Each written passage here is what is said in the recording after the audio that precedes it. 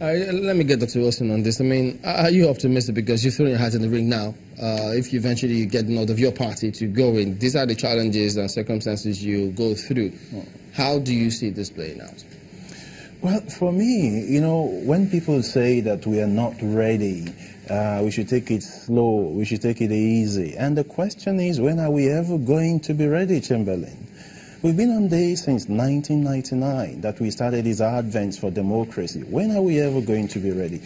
I expect that by now we should go full-scale electronic voting. There is no reason why anyone should have any fear.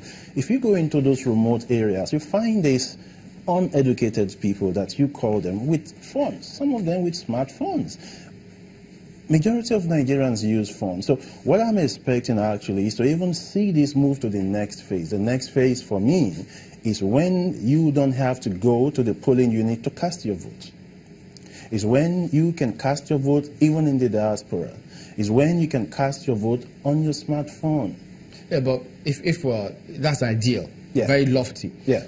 But for those who may think it's utopian, because look, the reality of our time is that we've got that particular electricity challenge. Yeah. And if you go electronic voting, because we saw what happened the last time before INEC now said, okay, go ahead with the incidence forms if the card reader doesn't function. That's right. So isn't it better to be safe than sorry? That's why I said that, you know, the excuse they keep giving each time is that there is no power, there is no electricity. But again, I did mention severally that any government that is serious, within 6 months, Chamberlain, we will have uninterrupted power supply. That's one of my manifestos. And the question is how? It's gas turbine. I could say Nyota smiling. It looks impossible. Yeah, because he heard you say 6 months. 6 months, Chamberlain.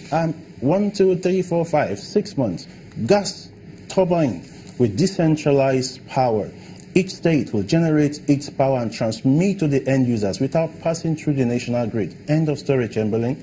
Is it that simple? You know, it's, there are those who will say it's good to have this kind of picture. Yes. But you're not in the mix to see exactly what's on ground. Now, this promise has been made by some other people, and then they come in there and they see what's on ground. They tell you, we did not know what was on ground before we came in. But you're still making this President Buhari was lampooning former President Obasanjo that he spent $16 billion, and where is the light?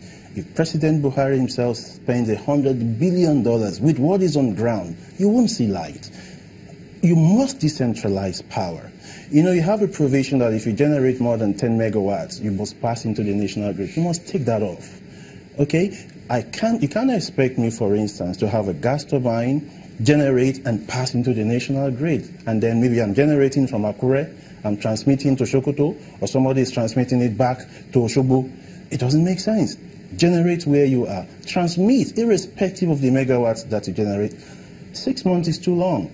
Remember that when APC was in opposition, Mr. Raji Fashola mentioned that any government that is serious will solve the problem of power within 6 months.